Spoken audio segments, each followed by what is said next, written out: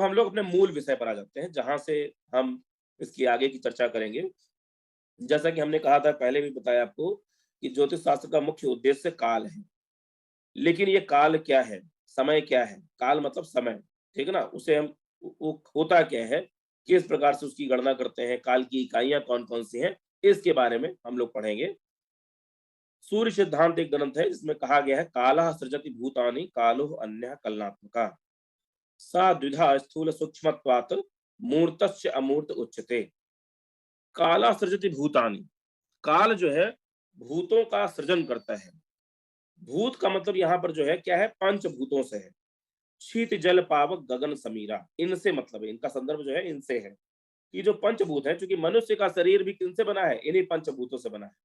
इस सृष्टि में कौन से तत्व, किन तत्वों के कारण से यह सृष्टि बनी है, तो इन्हीं पंच तत्वों के कारण से यह सृष्टि बनी है।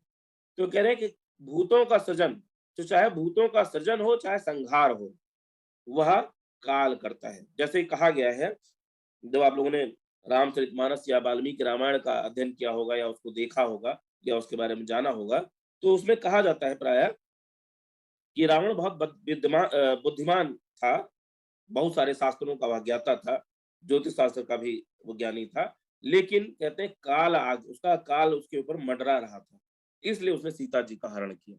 ठीक है, तो जब काल आ जाता है तो क्या है, उस पंचभूत को नष्ट ही करता है, उसका माध्यम कोई भी हो। तो एक तो यह काल हो गया। दूसरा कह रहे हैं, कालो अन्य कलनात्मका, एक दूसरा काल है, दूसरा समय है, जो क्या है, कलनात्मक। कलनात्मक तो गणनात्मक है, गणित के द्वारा प्राप्त होता है। गणित से हम उस काल को प्राप्त करते हैं। तो वो काल, जो गणित से काल प्राप्त करते हैं, उसी काल की हम चर्चा करें यहाँ पर। तो गणित से काल जो प्राप्त करते हैं वह भी साद्विधा, वह दो प्रकार का होता है। जो गणित वाला काल है, जैसा कि हमने नीचे इसमें चार्ट के माध्यम से दिखाया है कि काल जो है दो प्रकार का है। स्थूल सूक्ष्मत्वात्, एक होता है स्थूल, ठीक है ना, और दूसरा होता है सूक्ष्म। तो सूक्ष्म जो है उसे कहते हैं मूर्त, सॉरी, सूक्ष्म स्थूल को कहेंगे मूर्त, और स्थूल को क्या कहेंगे,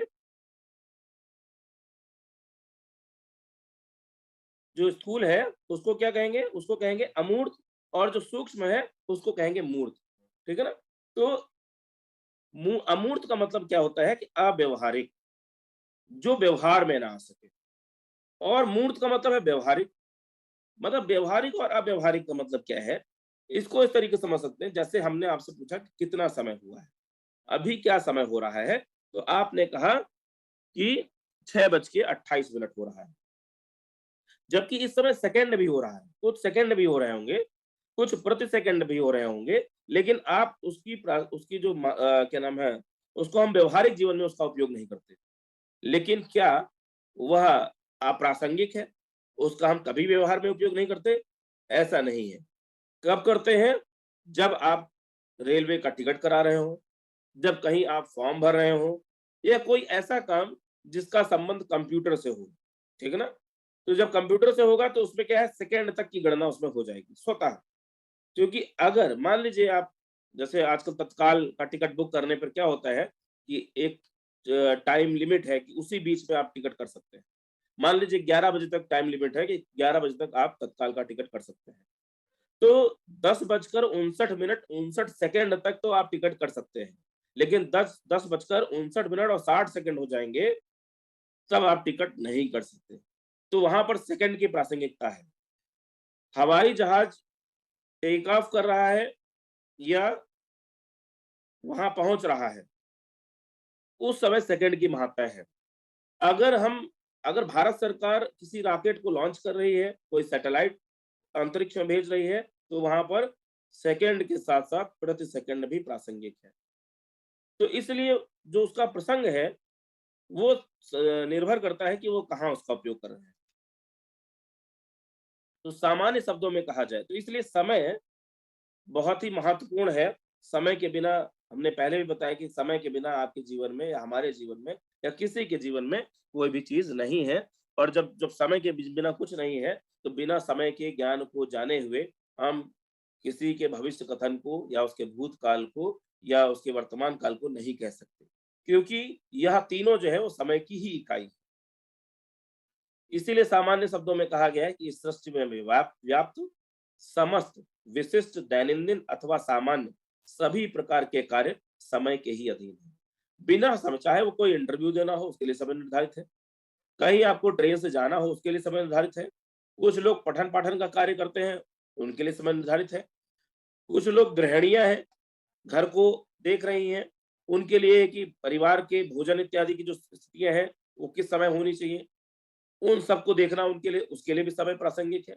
तो जितनी भी चीजें हैं, कोई भी, चाहे वो हमारा विशिष्ट कार्य हो, कोई किसी का विवाह होना उसके लिए समय निर्धारित है, या दैनिक हमें सुबह दिनचर्या में सुबह पहले क्या करना है, किस समय क्या करना है, किस समय भोजन करना है, किस समय सोने के लिए जाना है, यह समय आपका मोटे तौर से निर्धारित है।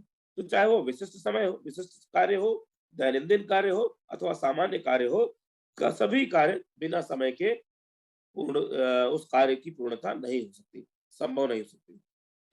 अब कह रहे सामान्य मानव व्यवहार में जो हम लोग समय की इकाइयों का उपयोग करते हैं, उसमें वर्ष, मास, दिन, वार भी लेते हैं, वार, घंटा, मिनट इत्यादि ये समय की इकाई लेते हैं। सेकंड, प्रति सेकंड भी ले सकते हैं, ये समय की इकाई है।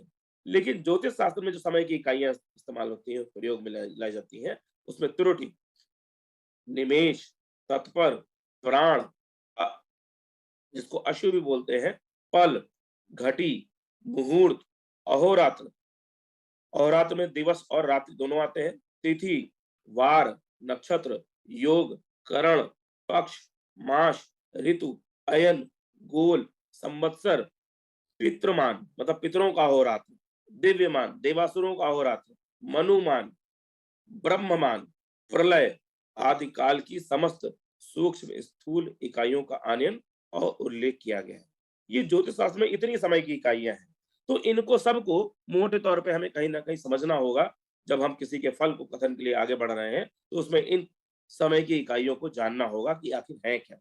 तो इसलिए ज्योतिष शास्त्र के सिद्धांत ग्रंथों में ये जो समय की इकाइयां हैं, वह ज्योतिष शास्त्र के सिद्धांत ग्रंथों में उल्लिखित तत्संबंधित गणितीय सूत्रों के द्वारा ज्ञात किए जाते हैं। मतलब इनका जो आनयन है, जो समय की इकाइयां हैं, जो उनके सिद्धांत ग्रंथों में जो उसके जो उनके प्रिंसिपल कहे गए हैं, जिनके माध्यम जो सूत्र कहे गए हैं, उनके माध्यम से हम इनको ज्ञात कर सकते हैं, जिनका सैद्धांतिक आधार हमारे सौर परिवार में स्थित ग्रह और राशि वृत्त में व्याप्त नक्षत्र है।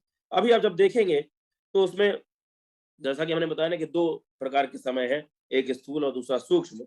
तो इसमें सूक्ष्म तो दूसरी चीज़ों पर निर्भर करते हैं, लेकिन स्थूल जो समय है, वो आप देखेंगे कि इस सौर परिवार में जो स्थित ग्रह और राशि वृत्त में व्याप्त जो नक्षत्र हैं, इन पर पूर्णतः निर्भर करते हैं। अगर इनको हटा दें, तो हम शायद समय की गणना नहीं कर सकते हैं।